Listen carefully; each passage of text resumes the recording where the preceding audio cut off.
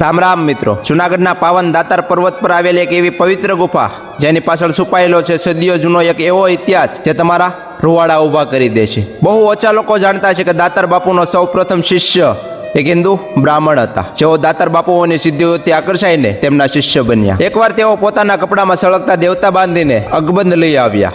આ અદ્ભુત કમાલ જોઈને તેમનું નામ કમાલશા પીર પડ્યું। હિન્દુ શાસ્ત્રો મુજબ 4 પ્રકારની જતી ગણાય છે: હનુમાન જતી, લક્ષ્મણ જતી, જમન જતી અને ગોરખ જતી। કમાલશા બાપુ પોતે જમન જાતિ હતા અને આ જ કારણે આ પવિત્ર જગ્યાએ સ્ત્રીઓને અંદર જવાની મનાય છે। પણ આ ઇતિહાસનો સૌથી મોટો વળાંક ત્યારે આવ્યો જ્યારે દાતારે જમન જતીને અગ્નિ લેવા માટે જંગલમાં મોકલ્યા। ત્યાં રહેતા અઘોરી બાઓએ તેમને પકડી લીધા, મારી નાખ્યા અને શેકીને ખાઈ ગયા। અને દાતાર બાપુ ગુફામાંથી બહાર નીકળ્યા એટલે તેમને તેમના બાળક દેખાણા નહીં, એટલે તે જંગલ બાજુ તે અઘોરી પાસે ગયા અને તેમને પૂછ્યું, ક્યાં ગયો મારો બાળક? ત્યારે અઘોરીઓ અજાણ બનવાના ઢોંગ કર્યા, પણ દિવ્ય દ્રષ્ટિવાળા દાતાર બાપુ બધું સમજી ગયા કે જમન તો અઘોરીના પેટમાં છે। દાતારે જોરથી પોકાર કર્યા, બેટા જમન, અને ચમત્કાર જુઓ, અઘોરીના પેટમાંથી અવાજ આવ્યો, હા બાપુ।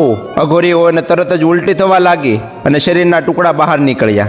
દાતાર બાપુએ કટકા ભેગા કરી અને અવાજ દીધો, ખડા હો જા જમન, અને મરેલા જમન જતી પણ વારમાં જીવતા થઈને ઊભા થઈ ગયા। આજે પણ આ પવિત્ર જગ્યાએ દાતારની ગાદી અને અખંડ જ્યોત પ્રજ્વલિત છે। કહેવાય છે કે જે કોઈ માણસ પર મેલી વિદ્યા, વળગાડ કે કોઈ પલિતોનો ઓસાયો હોય તો અહીં આવતા જ વળગાડ ભાગવા માંડે છે, નહીતર કમલશા પીરનો દંડો તેને મારીને ભગાડી મૂકે છે। દાતારની ગુફા બહાર જમણી બાજુ આવેલું આ સ્થાનક આજે પણ લાખો લોકોની આસ્થાનું કેન્દ્ર છે। ધર્મ અને આસ્થાના આ અદ્ભુત ઇતિહાસને મારા કોટી કોટી નમન છે। જો વિડીયો ગમ્યો હોય તો શેર જરૂર કરજો।